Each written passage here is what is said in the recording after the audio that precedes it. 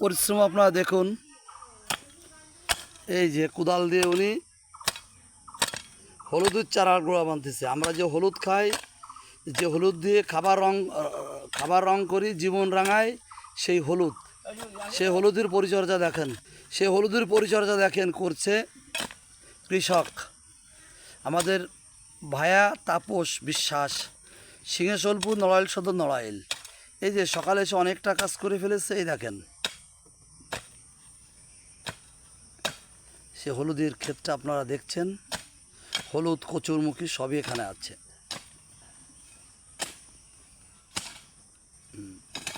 হ্যাঁ তাপস বাবু, হলুদটা কখন লাগাইছো? চৈত্র মাসে। চৈত্র মাসে। এটা উঠবে কখন? কাতি মাসে। কাতি মাসে, তাই তো?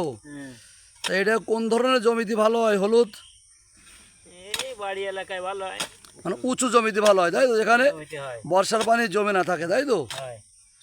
সেখানে হলুদটা লাগাই দিয়েছিলে। হলুদ কত করে কিনা ছিল মোটা?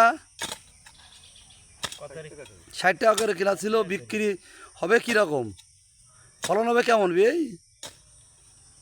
ফলন যেমন তো করা ঘরে যাতে কাঠা উঠে যাচ্ছে, 4 মন হয়, আবার ব্যবসার মতো এরকম, তাই তো? কাঁচা হলে 4 মন 3 মন হয়। 4 মণ 3 মণ হয়। তাই একে কি ভালো লাভবান ফসল এটা? ভালো লাভবান। খুচরা তো কোনো রসনা তৃপ্তি হয় না, খাবারই হয় না, রং থাকে না খাবারে। জীবনে যেমন রং ভিন্ন হয়ে যায়, খাবারও রং ভিন্ন হয়ে যায়, তাই না তাপস?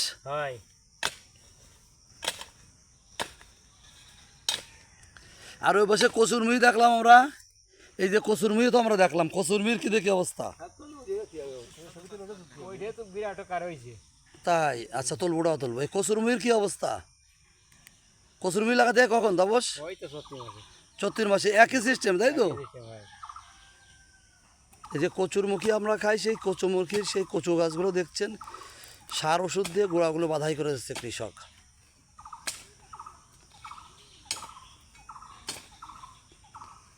কৃষক এই দেখেন মাথার ঘাম পায়ে ফেলে উৎপাদন করে, তাই আমরা ভালো থাকি, ভালো খাবার খাই। অথচ আমরা সমাজটা এরকম হয়েছে, কৃষককে মূল্যায়ন করি না, কৃষিকে মূল্যায়ন করি না। কৃষক যদি ফসল উৎপাদন না করে, আমরা যারা তথাকথিত ভদ্রলোক আছি, আমরা কিন্তু না খেয়ে মারা যাবো। সবজি পাবো না, চাউল পাবো না, মাছ পাবো না, কোনো কিছুই আমরা পাবো না। কৃষক উৎপাদন করে বলেই আমরা ভালো থাকি, ভালো খেয়ে থাকি। সেই কৃষককে আমাদের অবশ্যই মূল্যায়ন করা দরকার। তাপস, তুমি কিছু বলো আমাদের উদ্দেশ্যে। কষ্ট করতে করতে শেষ, তাই? আমরা মূল্য ভাই নে, তাই তাই না?